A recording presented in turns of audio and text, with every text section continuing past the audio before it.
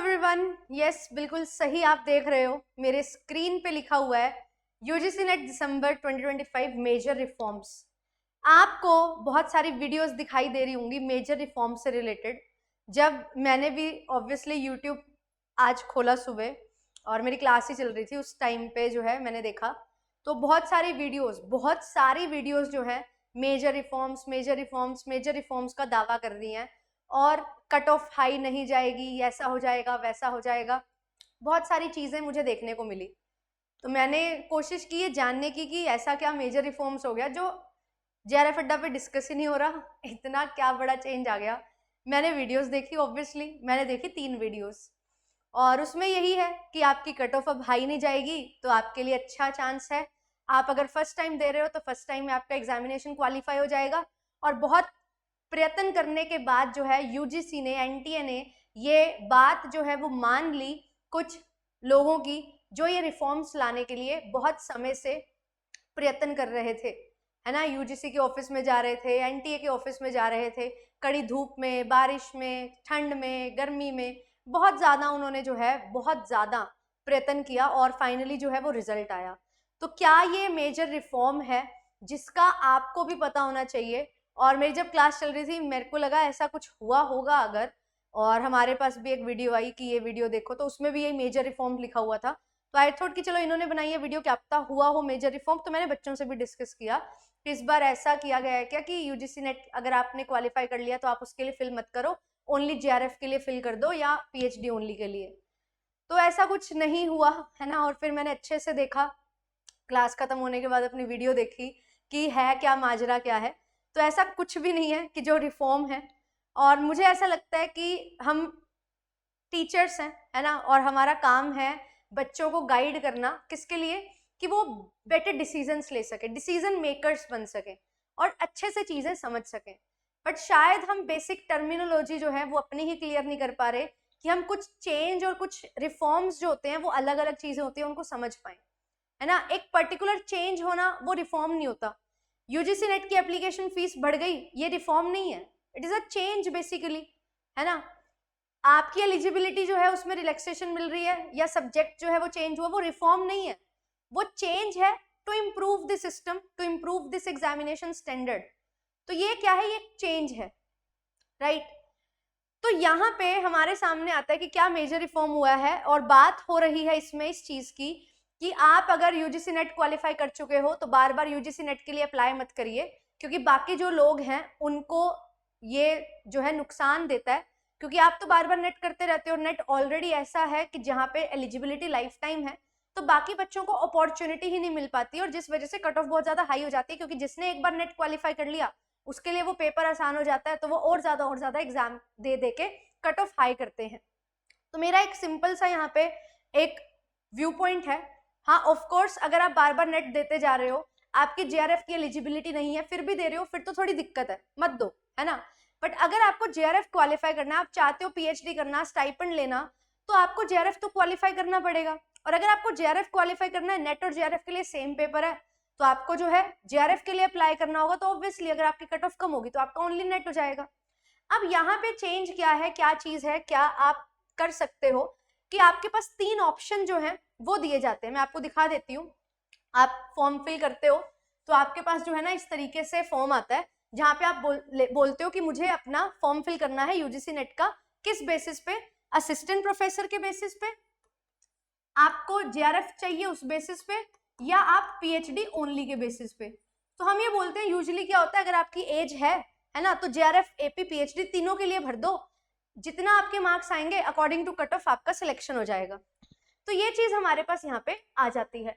अब ये बात है कि आपके पास जो है 3 ऑप्शन है, अगर आपको ओनली जेआरएफ चाहिए तो आप ओनली जेआरएफ के लिए फॉर्म फिल कर दो, है ना, जो कि आपको लगेगा सही भी है।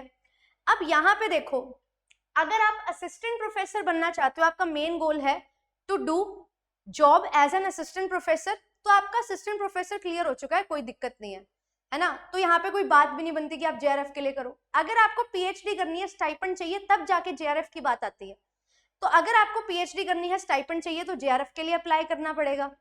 अगर आप नेट बेसिस पे भी पीएचडी के लिए अप्लाई करना चाहते हो तो क्या करते हो, तो आपको बताया गया है कि पीएचडी ओनली और ओनली नेट से भी आपको पीएचडी में एडमिशन मिल जाएगा, स्टाइपेंड नहीं मिलेगा, बट 1 ईयर के लिए एलिजिबिलिटी आपकी रहेगी।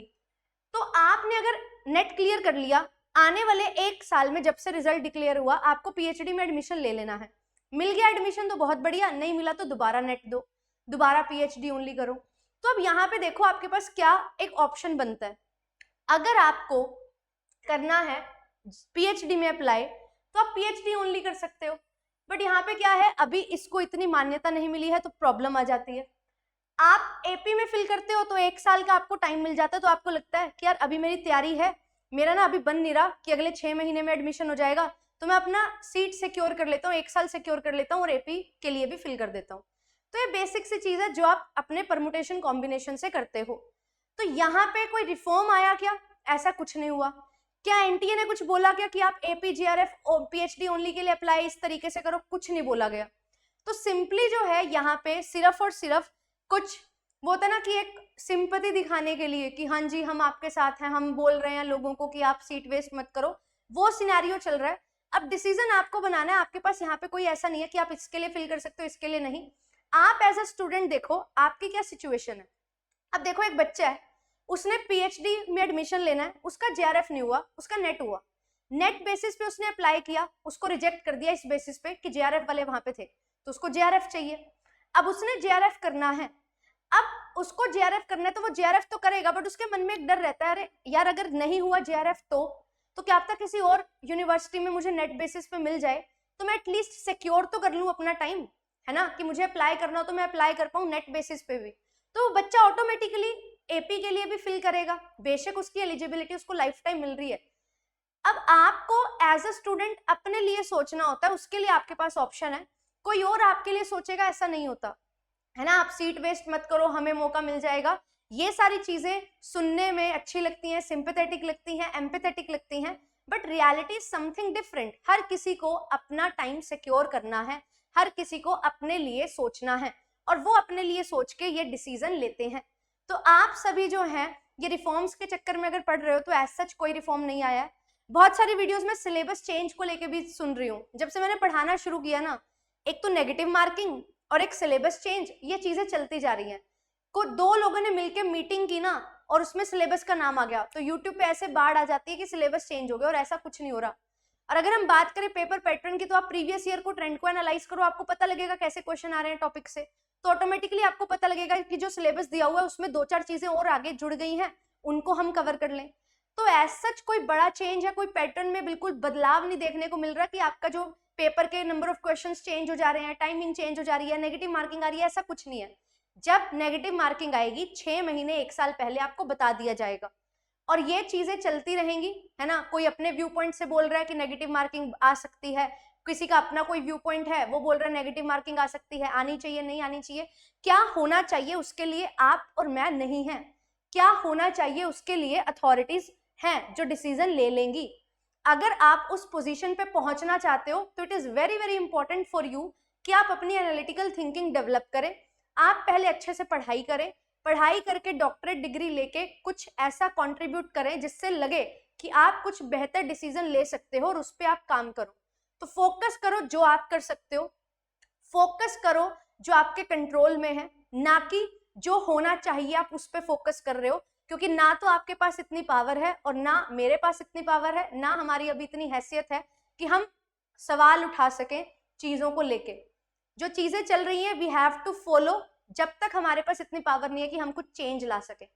चेंज लाना चाहते हो तो चेंज खुद में लाना पड़ेगा। सबसे पहले बनो असिस्टेंट प्रोफेसर, फिर बनना जो है एसोसिएट प्रोफेसर, फिर लेक्चरर बनना, प्रोफेसर बनना, देन उसके बाद जाके जो है आप एडमिनिस्ट्रेशन में आओगे।